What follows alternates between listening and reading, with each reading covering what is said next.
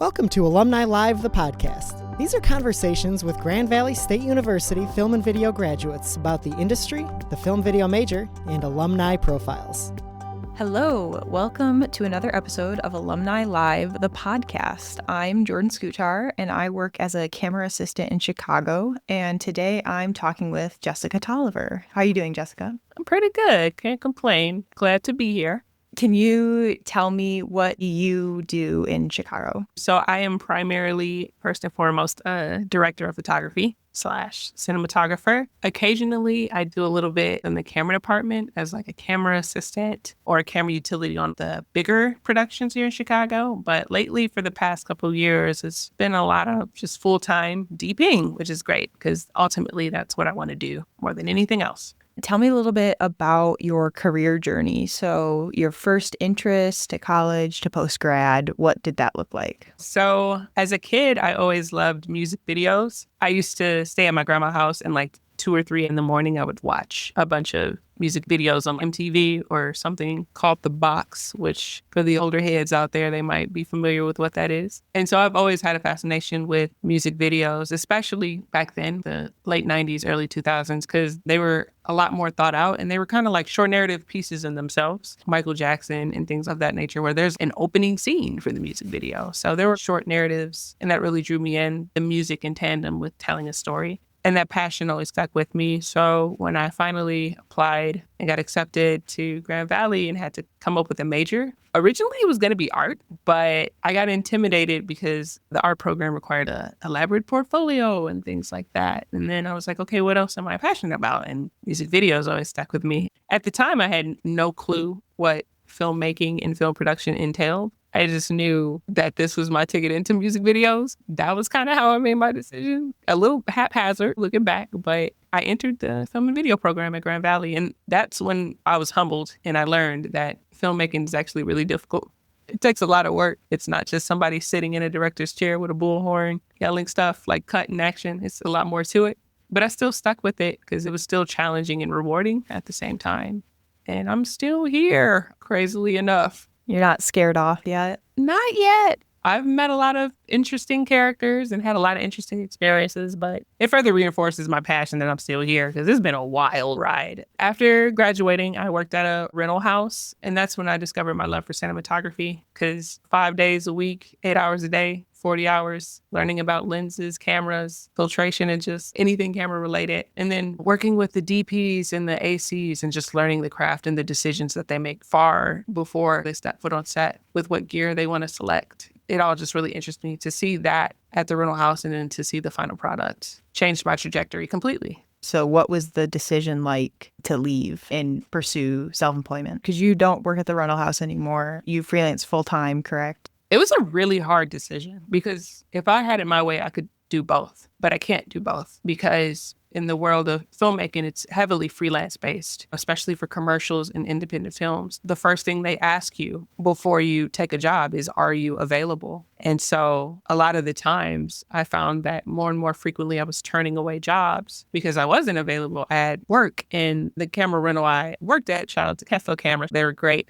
It's a small team in Chicago and they rely on one another because there's usually like 8 people employed at a time. And so they really miss your presence when you're not there. So it's not something where I could just find a replacement or somebody to fill in for me. I was sort of one of the go-to prep techs at that time for Keslow. So yeah, it was a really hard decision and they were really supportive when I left. I still have an amazing, amazing relationship. But yeah, I had to make that decision to let one go for the other. Yeah, my entry into film was a little bit similar to yours, that I had no idea what that entailed. And I had no idea what freelancing entailed. Like I didn't even know that freelancing really was a thing or that that's where I wanted to go. But I actually thought I wanted to be an editor and edit movie trailers. Throughout my film class at Grand Valley, I realized that was not true. I did not want to be an editor at all. I wanted to be on set. And I first wanted to DP full time. And then outside of school, I realized that I actually wanted to AC. So I pursued that, but one of my most important relationships has been with rental houses. And I think we'll talk about it later too, of like, how do you stay connected in the industry and how do you keep your skills up? But that rental house relationship is so important, I found, and having multiple connections too. So working there, I hope that was valuable, even if you had to ultimately leave.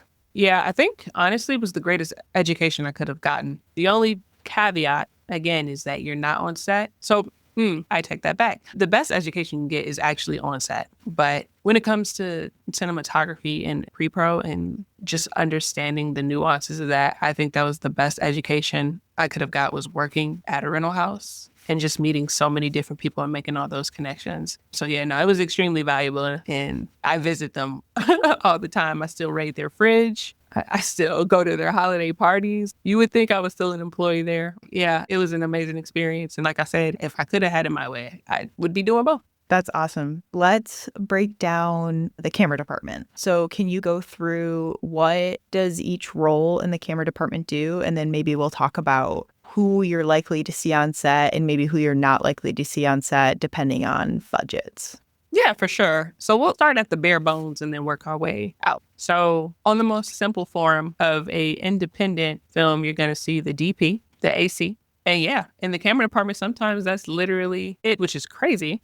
Yeah, we just did a project together where it was just us two, just the DP and the AC. And on bigger sets, you might have a camera operator who's operating for the DP. Hopefully you would have another AC, a second AC, but more often than not these days, it's just the DP and a first AC. Correct. Yeah. And again, as you get to a larger production, like say a commercial maybe, and like you said, a camera operator, you'd also have the second AC, which is nice. And then of course, on the larger union productions, yes, that's when you would introduce a loader and a camera utility. Oh, and then also a DIT. That one kind of fluctuates though. Sometimes it depends on how many cameras are involved. Sometimes that's a way to incentivize the DIT, but that's another important role in the camera department hierarchy. Yeah, so it goes DP, camera operator, first AC, second AC, loader, camera utility. And camera utility, it's often thought of as like a camera PA, but the difference between a camera PA and camera utility is utility is a union position, right? Yeah,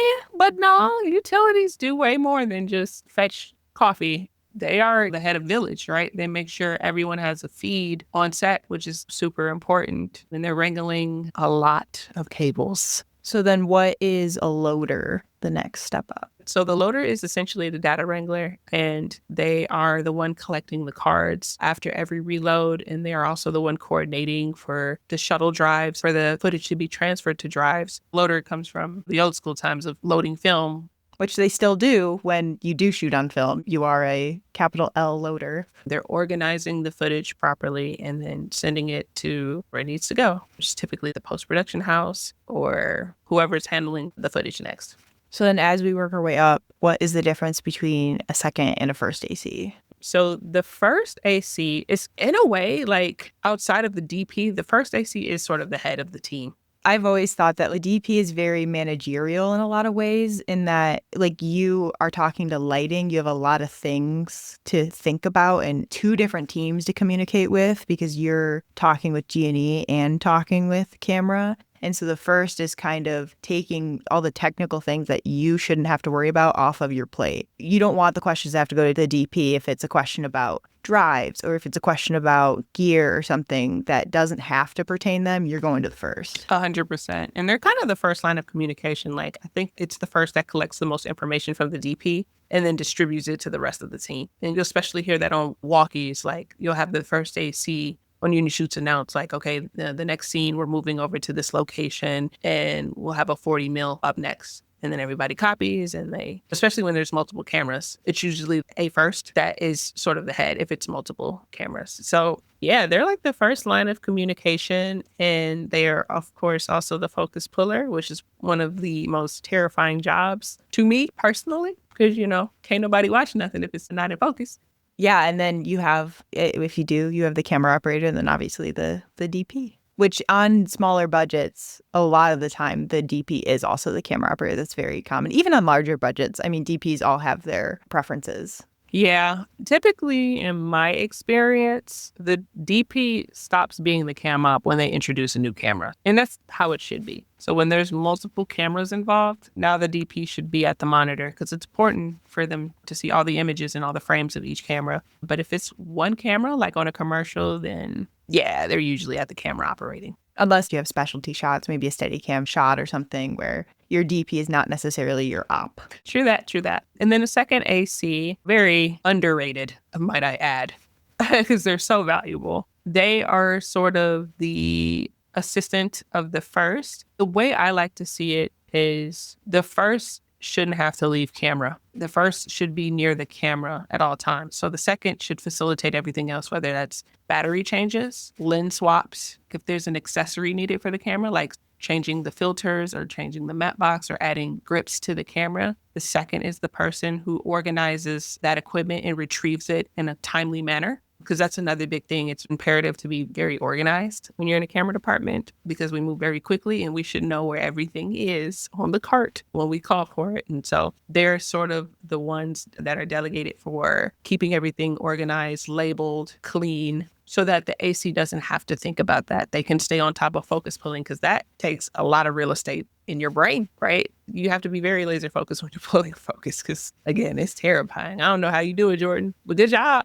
Yeah, I think as we talked about, budgets are getting smaller and smaller, and you called the second AC, very underrated or underutilized on sets because we think, oh, the second's just slating. Why can't we have a PA slate? Oh, the second's just keeping camera logs. Like, why can't the first keep camera logs? They're not pulling focus in between shots. But when you really break down what each of these roles are doing, it's a lot. And then you think about a DP if they're operating, or even the camera operator themselves, like having to take the camera between setups and stuff if it's on their shoulder and give them a break. Like now you have one person doing essentially 3 people's jobs. Yeah. And having to facilitate all of that. It's a lot. In my experience so far, I've found that budgets are getting tighter and tighter as the years progress, unfortunately. And so our crews are getting smaller and smaller as well. And this is not a hard and fast rule. Narrative tends to have smaller budgets than, say, commercial or corporate shoots. But I've been on plenty of commercial shoots that don't have the budget for a second anymore because clients are just really hanging on. So those budgets are getting a lot tighter. There's no strict rule between commercial and narrative of what you'll see. You'll see some patterns, but I don't think I can necessarily judge anymore. It's project dependent what resources you're going to have. But that almost makes it even more important that you bring on good people, professional people, people you trust, because if we're all going to be wearing multiple hats, you want to make sure they're not only professional and know what they're doing, but you also want to work with them. They're also just a good person. Yeah, 100%. So many hats. And yeah, I always say I'd rather work with the person who has average knowledge or like a decent skill set, but great character than somebody who's extremely competent, but is a jerk, right? Because you're spending 14 hours with this jerk and that can be tiring. But I can absolutely work with someone who's enthusiastic, has great work ethic, respectful. Yeah, any day. Yeah, and I also want to give more opportunities when I am in the position to give opportunities. I want to give more opportunities to those kinds of people who I find to be very respectful and kind and I enjoy working with more than the person who seemingly knows it all. Like, I don't want that. Nope. And they both out here in the world. So what do you do to develop the skills to do this work now and maybe when you were in school as well? I would say what my mentor told me, if you're trying to be a cinematographer, learn lighting, period. If I could do it all over again, I would learn lighting before I learned camera. There's no getting around becoming a skilled DP. And the reason I say that is because cameras, for one, they're ever evolving. They're always changing. I guess I'll just put it this way. I've witnessed very, very talented DPs that knew everything about lighting and knew nothing about cameras. And you don't really need to because you have a first AC. And also, once you learn one camera, you can pretty much learn any other camera because the one thing that's going to be consistent is you're going to have manual control over white balance, exposure, shutter speed. That's always going to be consistent across the board. So you don't have to really put a lot of thought into what kind of camera. But lighting is really the thing that creates the image and directs the audience to what you want them to see and that creates the immersion and creates the depth and creates the feeling and creates the tone. You can't get that from learning a camera. The best you can do is compose well, but still it will never be as strong as a shot that is well lit. I understand lighting is very intimidating. You hear things like inverse square law and output and wattage, and you're like, run for the hills. But the best way you can learn lighting is just to get your hands dirty and understand how light behaves. And you won't understand how light behaves until you just turn a light on and see what it does. So that was the thing that elevated me the most as a DP. That's when the jobs that were offered started to change. And yeah, again, I learned lighting from being on set, working with gaffers and collaborating with gaffers. That was really imperative. You know, it's really funny that you mentioned that, because I mentioned earlier that I was interested in pursuing a career as a DP, and then I switched to ACing. That was one of the things that made it clear to me that I did not want to be a DP, was that I had no interest in lighting. I was like, man, I have to get good at this thing that I really do not like. I don't care about composition. I don't care about lighting. I just want to mess with the camera. And then I realized that that's what ACs do. ACs mess with the gear. The DP, I work with very, very talented DPs, but when it comes to building the camera, sometimes I'm more knowledgeable at how to route, let's say, the SDI, or how to problem solve a wireless system, which is not the DP's job, right? But that's the stuff that I was so interested in that I realized I want to do these things. That does not mean I want to be a DP. It means I want to be an AC. And that's what I was really passionate about. And you're so right that the best DPs know lighting really well. And I'm always shocked that it's not as common of a route for people to take to go from gaffer to DP. People definitely do it, but I feel like when you're in school, you think, oh, I got to be in the camera department if I want to work my way up to DP. That's a more common career path that I see people trying to take. I just don't know that that's always the best way to do it. Oh, yeah. No, I mean, there's definitely some ASC members I'm familiar with that started coming up in a G&E rental house. They're amazing. It's also funny that you noted that it's not the DP's job to build the camera, because I volunteered on this last project we did together to build the camera. I'm like, oh, you don't have to come. It's unpaid. I'll just build it. And you're like, no, no, no. Yeah, I definitely prefer to build the camera. And I've certainly worked with some very, very talented DPs who I did not trust to touch that camera. You were not one of them. For sure. It's so important to have that trust in your first AC, though. They're going to streamline it so that when you ask for the camera, it shows up fast with everything you need, the right focal length, the right filtration, and they're going to do it a lot faster than you. As a DP, you don't have no business worrying about that. You got too much stuff going on. Then how to change the shutter speed in 2 seconds. Let the AC do it, because they know. You just focus on the image and you just focus on being the artist. Yeah. And that's my job, is to support you in that way. I want to take all of that on, all the technical stuff on, so you can focus on the image. I'm happy to always do that as an AC. I think other ACs would agree. I loved what you said about how to build your skills. That time on task is so important, and taking as many opportunities as you can, but also not burning yourself out. Know your limits and know when you're at capacity, because if you are dedicating yourself to all of these different projects, it's going to affect your ability to do your job really well and 100% on specific things. And that's going to shine through. Things are going to start to fall. I used to think that saying yes to every single thing that came my way was the way to build my career, but it so quickly led to burnout and not finding joy in doing my job. And so I just had to learn that there's so much value in saying no. No is a full sentence, and you don't need to justify it to anyone but yourself. So taking as many projects as you feel capable of taking on. One thing as you begin to evolve in the industry, one of the skill sets that you do have to get really good at for yourself is boundaries. That is a big one. One of the worst experiences I have on set, I'm not going to name drop any productions, but I will say some of the worst experiences that I have are productions that are exploitive. People will learn that you have a passion for the craft and abuse it and use it to their advantage. And so, yeah, you can't say yes to everything if it's impacting your mental health, if it's impacting your physical health. You deserve sleep. You deserve food. You deserve water. Like, that sounds funny, but I'm serious. And if none of those things are happening, you have to know when to walk away. It's really difficult to set those boundaries as a freelancer. And I think you certainly get better at it, but I think it's a constant thing on your mind of rent is due. How can I say no to this project, even though it's low paying, even though it's going to be a 15-hour day, even though we only get one meal, even though crafty is only Doritos? How do you give that up?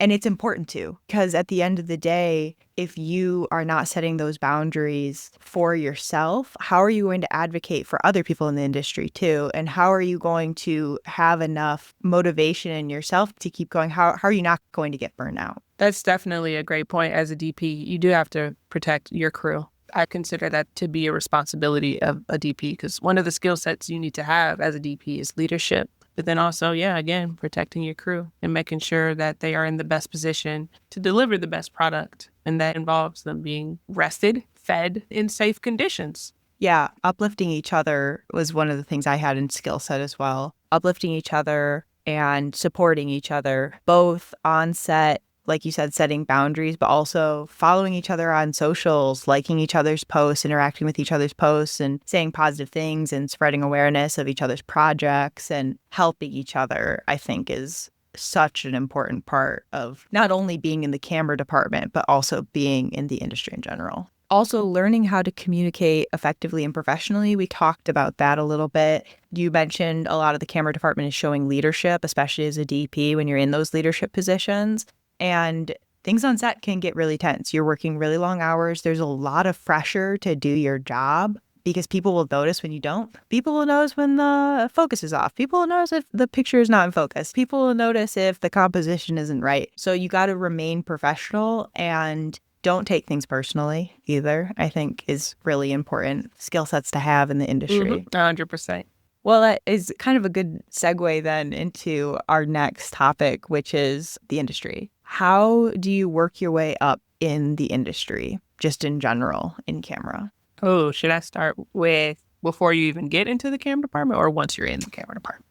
That's a good question. I think everyone's path is a little bit different, and especially when we have people taking non-traditional paths now, mine included, that you don't always start as a utility anymore to get your experience. How do you make the shift from student to professional? So the first surefire thing that you have to do to start working as a professional is get on set, because that's where you're going to learn the fastest and that's where you're going to learn the most. How do you get on set? You have to network. So you got to go to film festivals. What's great about Chicago here is we're much smaller than LA and we're a pretty tight-knit community. So it's easy to be a familiar face if you show up enough, right? Go to these networking events, connect, be vocal, and then you got to put some skin in the game. You got to work for free, man. You got to do some free stuff. You got to show your enthusiasm and just say like, hey, whether it's paid or not paid, I just really want to be involved. I want to learn. I love film and I'm happy to be an extra hand on set for you guys. And that's kind of your segue in to start getting on set on independent things. Another hack I did, and I think it's important that when you're on set, find the right opportunities to be vocal. And I say the right opportunities because once you're on set, not all times are opportune. When people are working or when people are focused, don't interrupt them. But say it's lunch, right?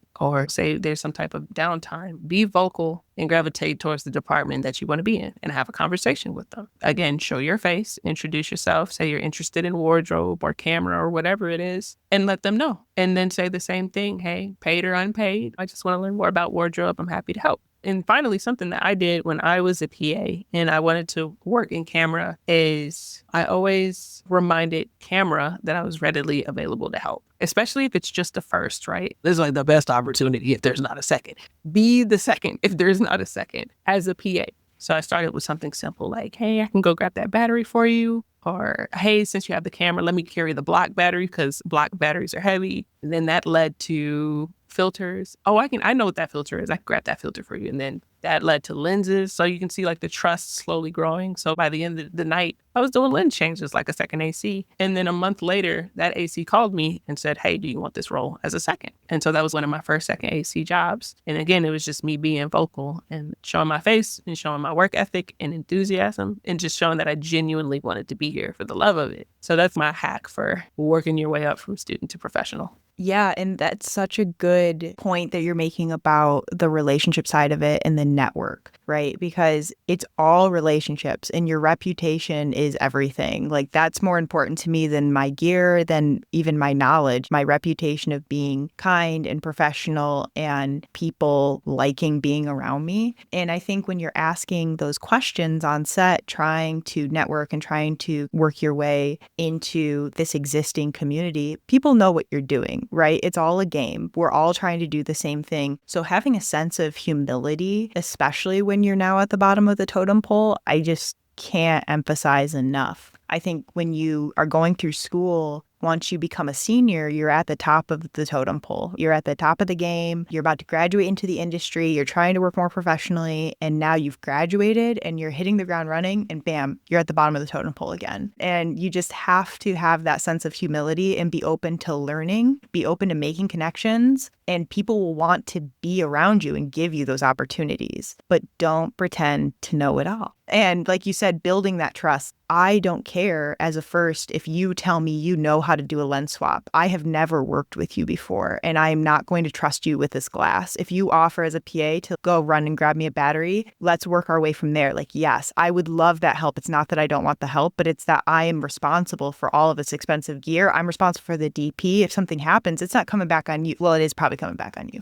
but it's also coming back on me, right? And so to have that trust in someone is so important, and it starts by just having that sense of humility and being open to learning. Couldn't agree more. Yeah. So you talked a moment ago about going from a full-time position working at Keslow to entering the freelance industry. I've had some contract positions, but I've never had a full-time job in the industry. I've always just been freelance. And for me, what I love about freelance is I love my work being challenging and different every time. I love the variety of projects I work on, and I also value my free time. But obviously, there's not a lot of stability. You have to be comfortable not getting a consistent paycheck. You have to be comfortable not necessarily knowing when the work is going to come in. You also have to be comfortable relying on others to remember you and give you those opportunities. And hopefully, you'll give opportunities back. But how do you break down what you value in choosing to be a freelancer?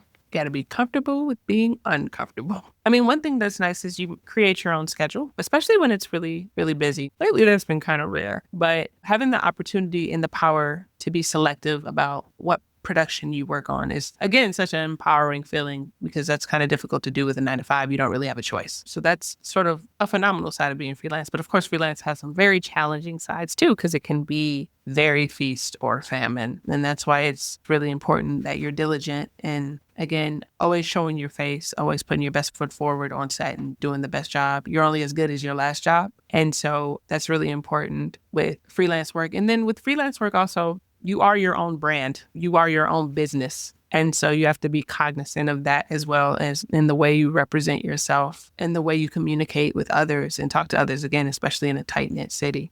Word will get around Fast, like lightning. We are working 12 plus hour days a lot of the time. You got to learn how to be uncomfortable and still be polite and professional and kind. Absolutely. And still, again, put your best work in.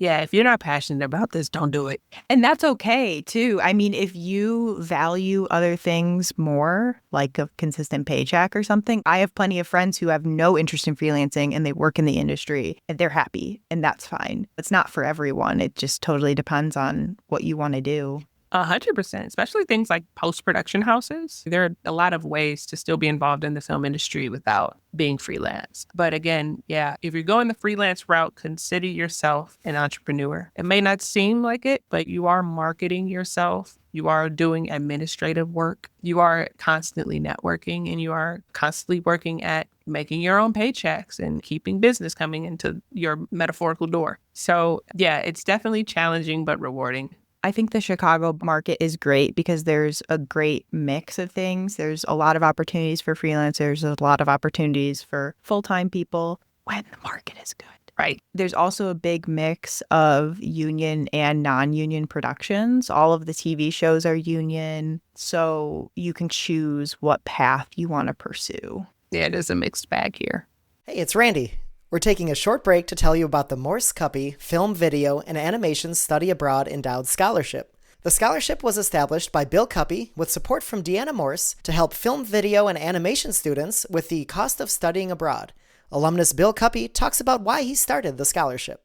We created this scholarship because experiencing the world and other cultures has been life-changing for us, and we wanted students to have a similar experience during this pivotal time in their lives.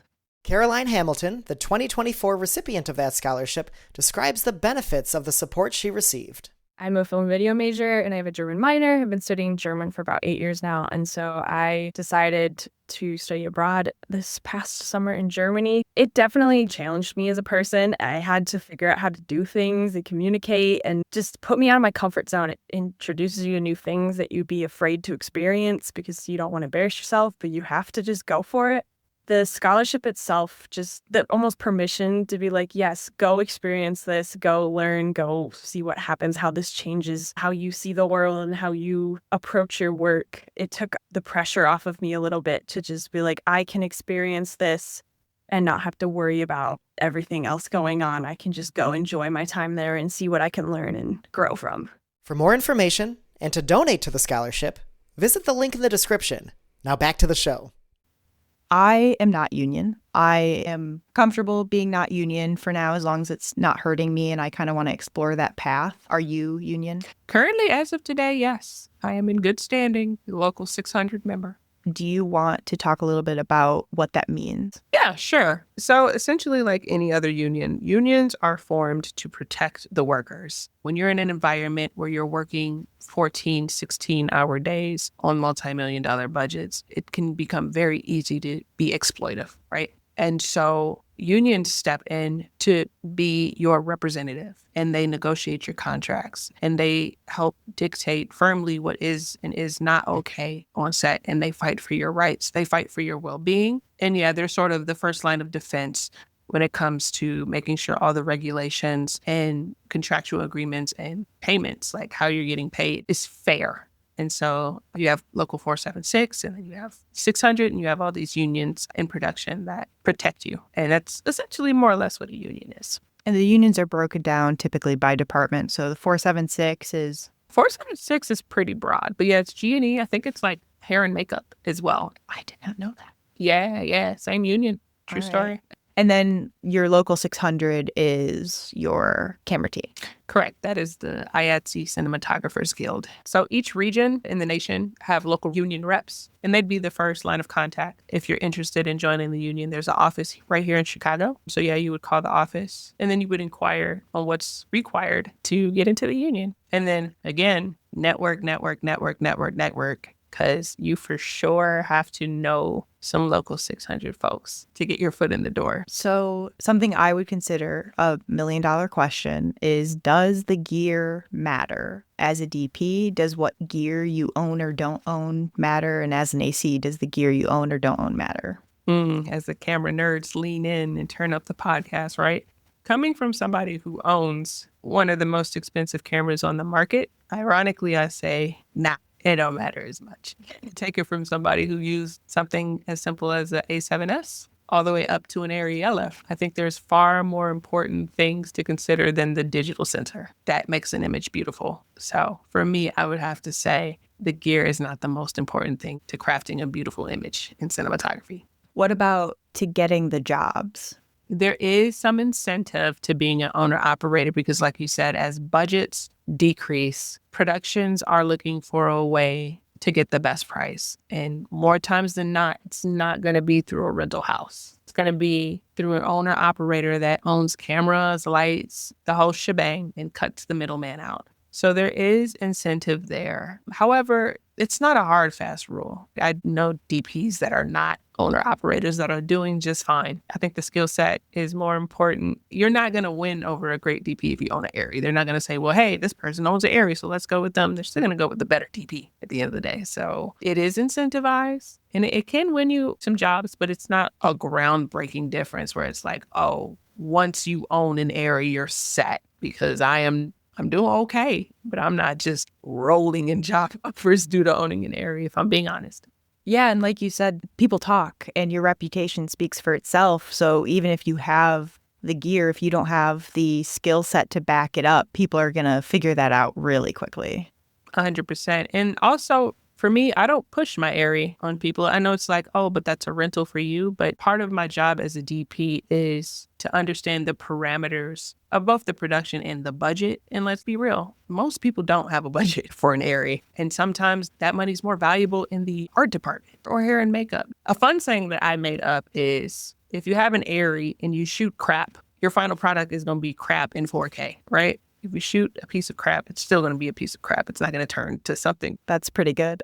right? And so there's so many other components and elements that are important to telling a story than just a sensor. And I try to drive that home. So if it's lower budget, sometimes the FX3 will get it done, right? Sometimes a red will get it done and it'll still look really good. Why? Because other elements of the production are equally as important as the sensor. Yeah, absolutely. From an AC perspective, I wish I could say that the gear didn't matter, but I don't think it's everything. It definitely matters to an extent. It just depends on the projects you're working on. Because do I get jobs because I have gear, because I have a kit, a focus pulling kit, whatever? Not necessarily, but it does give me a level of credibility. And I get jobs because I'm familiar with many different kits and therefore know how to problem solve. Even if I don't own a WCU4 or something, even if I don't own the newest piece of equipment, if I'm using it, I'm still familiar with it, right? Because I've used it on other sets and I'm familiar with the baseline or whatever you might be talking about, whether it's monitors, fizz units, lenses, whatever. I wanted to talk more about renting versus owning as well, because that's a lot of personal preference. You're never going to own every piece of gear that you're ever going to use, especially not cameras, right? But not monitors, not lenses, not anything. And so I really only buy gear when I've been on a few sets that I've consistently thought to myself, this would be really helpful to have. And then I know it's the right purchase, right? Anything like AKS, little bits and bobs, stuff like that, to bigger purchases as well. But I also have to be familiar with a lot of cameras that I don't own, which is where that rental house relationship, I think, really comes in handy because they know the market better than anyone and they can teach you for free how to use gear they've acquired that you may need to know to stay current in the market.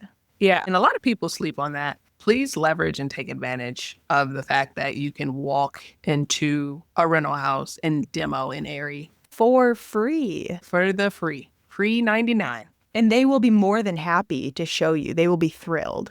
They will, yes. And what's great about Chicago, and I feel like almost all the rental houses, there's usually like a brilliant lens or a prep tech that has extensive knowledge just on the camera and lenses. So it really is the best, most accurate information that you can receive versus somebody on set. Because a lot of the times on set, we are kind of just figuring out the gear as we go, especially when it comes to things like wireless. Like sometimes the feed drops and we have to sit there and troubleshoot. And sometimes we even call the rental house and be like, hey, the feed dropped. How do you fix this? So you're learning top tier knowledge at a rental house for free.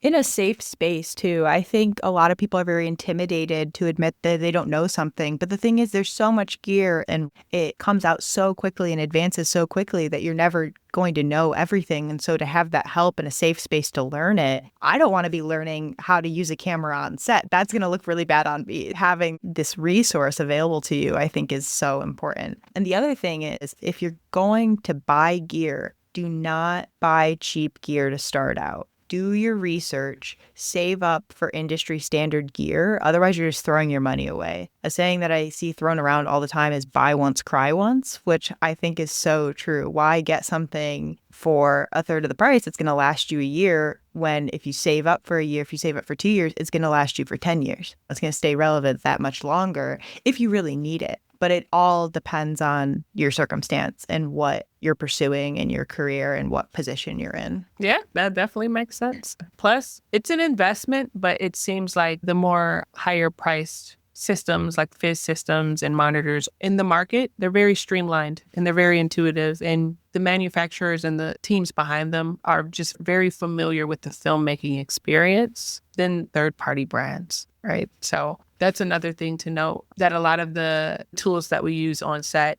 like the brand sometimes matters, because I think they're the ones that are really listening to the people who are in the field working on the set and coming up with solutions for the problems that we face there. Yeah, that's a great point. A very simple version of that, it certainly is technology, but it's not technology like a wireless system would be, is my camera cart. I have a Camera Jimmy's, which is not a very common cart, I will say. A lot of times you see Jaegers or Innovatives, but it's a cart made by an AC for ACs. So he knows the market and he knows what we need to do our jobs. And it was worth every penny and it's going to last me my entire career. It was one of my most expensive purchases and I'm so glad I made it. You do your research and you buy something that you can trust and that, like you said, listens to the community that it's being built for sure.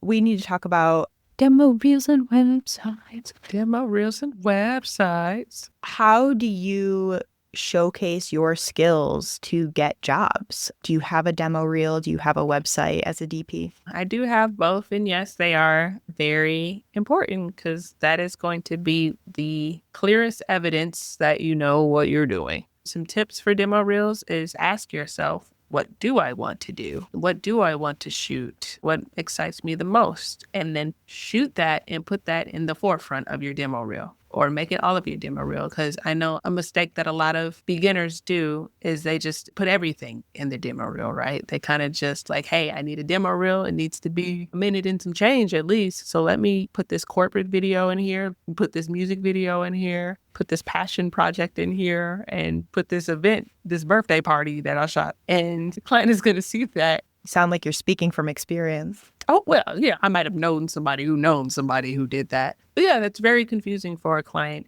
Not only that, when you put something in your reel that doesn't resonate with what you want to do, you run the risk of getting pigeonholed. If you have a reel full of music videos and you can't stand doing music videos, guess who's going to contact you? People doing music videos. So you're putting yourself in this vicious cycle. And now I understand that the next question is, well, what if all I have is music videos and I want to shoot a drama narrative? That's where spec pieces come into play. And you have to just shoot it yourself. And I understand there's concerns about money. I understand there's concerns about where do I find the resource to shoot a spec piece? And I would say don't overcomplicate it. You're not shooting a movie. You're shooting a few shots. You just got to make those few shots look really good, right? So put a few $100s to the side. Borrow clothes from a friend, have your friends come over and like just spend a day shooting a spec and make it moody and make it look like the projects that you want to work on. Because if you can do it on a spec, you can do it on a real set. So it's important to really align yourself and be intentional about what you include in that demo reel and then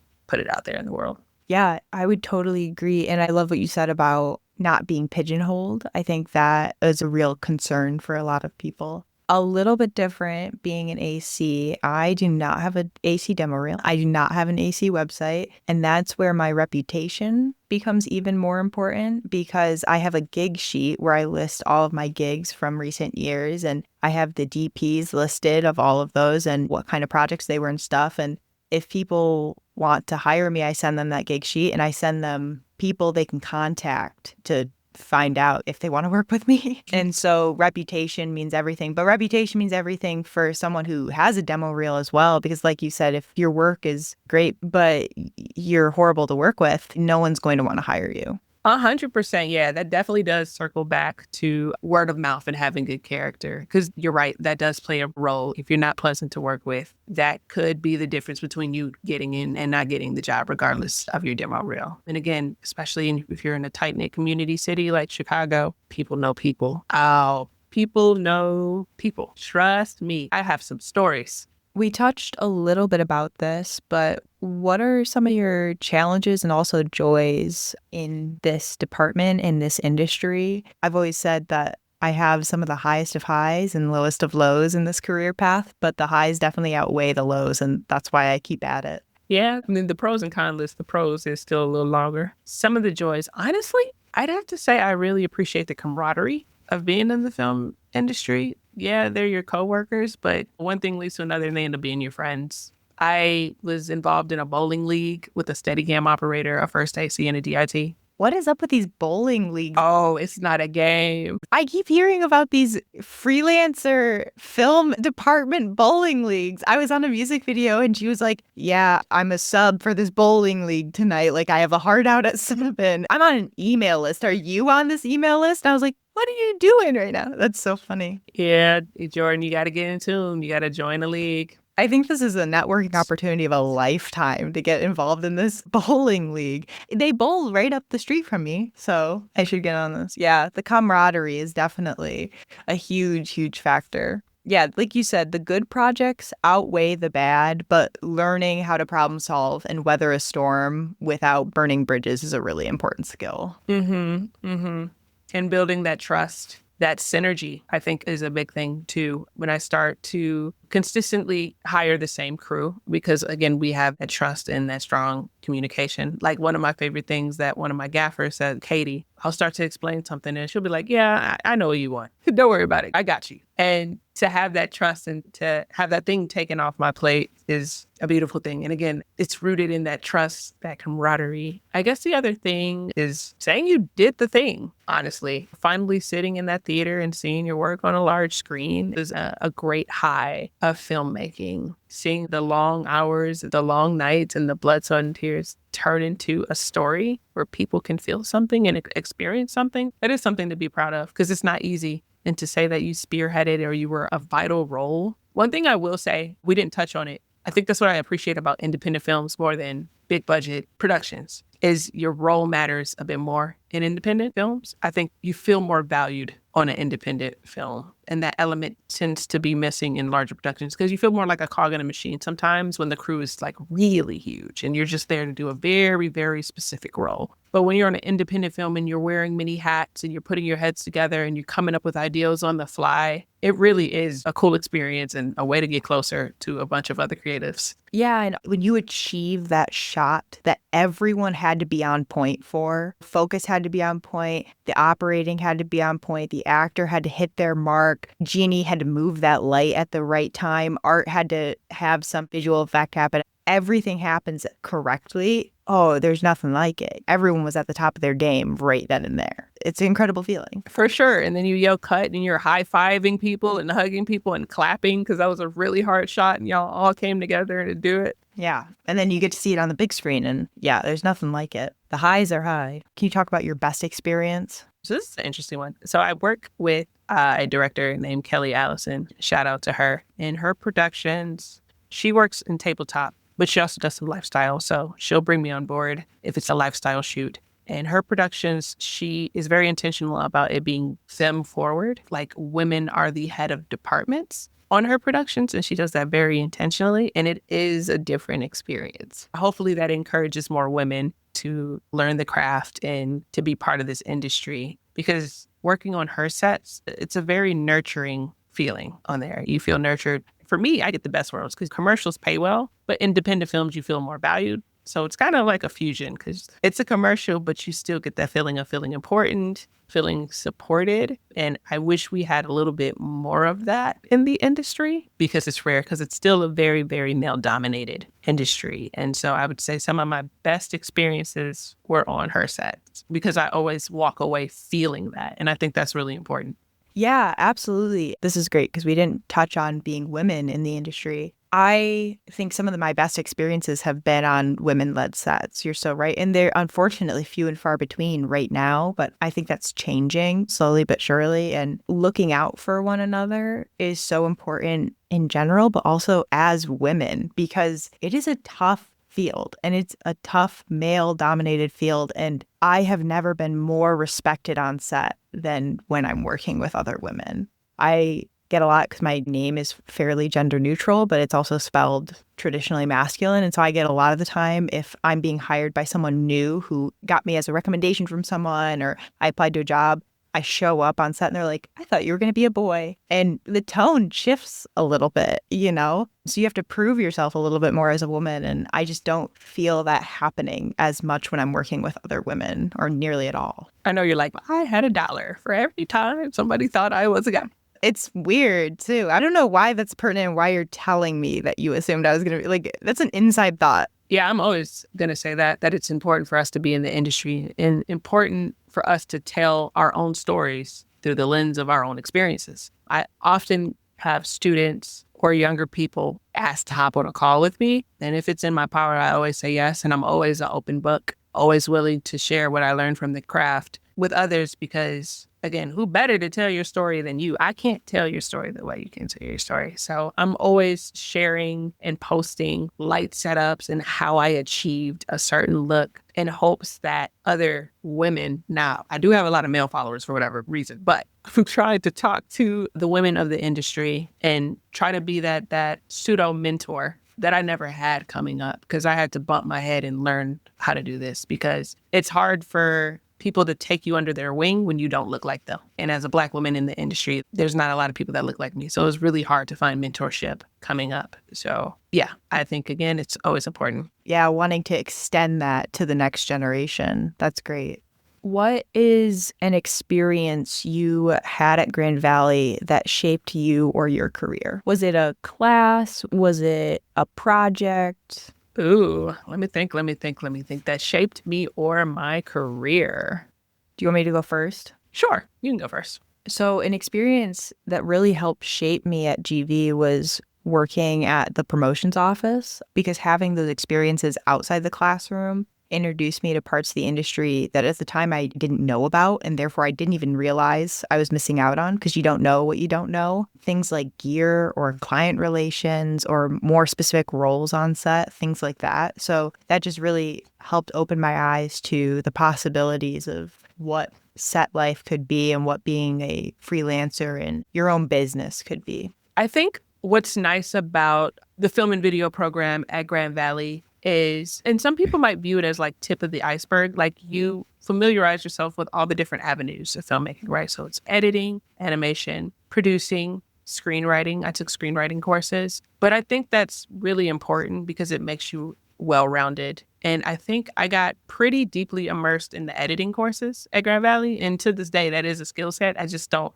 promote it. But I have now, because of those classes and because of my knowledge of editing, which started at Grand Valley, I have what I call editing spidey senses, right? And these senses start to tingle when I know something's not going to cut right in post, or it's not going to feel right. And it dictates the way I shoot, I compose. It makes me that much more cognizant of the 180 rule. If there isn't a shot on the shot list that the director has, my spidey senses will go off. And sometimes I'll call an audible and I'll quickly compose a shot and I'll look at the director and I'm saying, you're going to need this shot. I promise you. Let me shoot this for you real quick. And it really started at Grand Valley because a lot of programs, when you're in cinematography, now you're learning just about cinematography.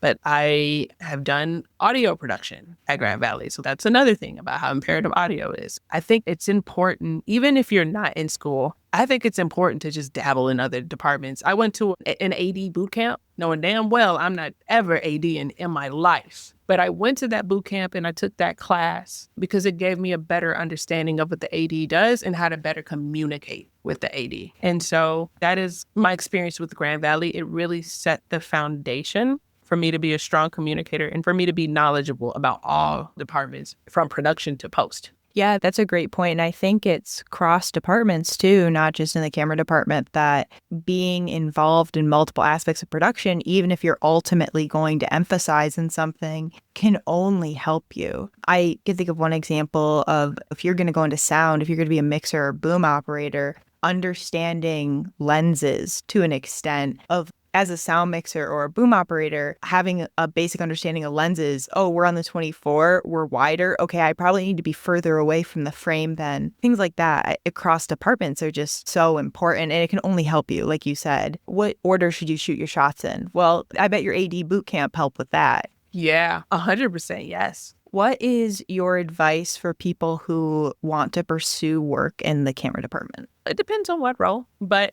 again, use your resources that you have. Don't get intimidated by all the big cameras. Use what you have readily available for you. So that ties into the rental house thing. That is free. Demo it. Ties into if you are a student. One thing that I wish I would have done while I was at Grand Valley was use the available and free resources. Don't wait for a homework assignment to go to the cage or the rental facility at the university and rent cameras. Check one out for the weekend. Learn it. Shoot some miscellaneous stuff and create something, because that's so important. And once you graduate, spoiler alert, it's not going to be free no more.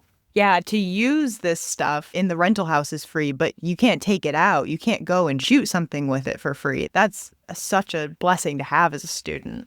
Big time. And then you are surrounded by other peers that are readily available and ready to learn too and work with you. You're just immersed and surrounded in resources at a university. And I wish I would have leveraged that a bit more while I was there. Yeah, I think you don't know what you don't know. And so you have to be hungry and open to learning to stay on top of the industry, and never assume you know everything, because that will be the biggest turnoff to others. learn as much as you can, but always assume that there's more to learn. Your reputation is everything, so protect it, be humble, be kind, be professional. I think that's my biggest takeaway. Yep, sounds good to me. That makes sense.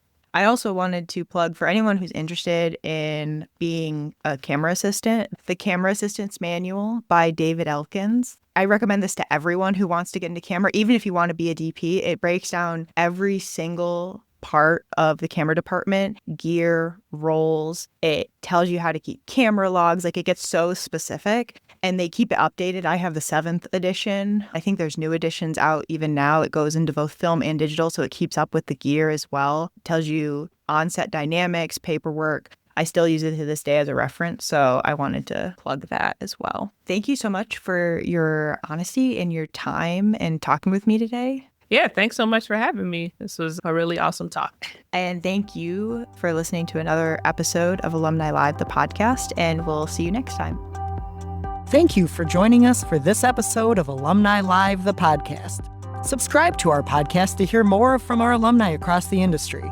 Check out Alumni Live on Facebook, Instagram, and YouTube for more conversations and networking. Let us know what topics you want to hear our alumni talk about. The Grand Valley State University Film Video Alumni Network is here for you, and we're glad that you're here. Thank you for listening.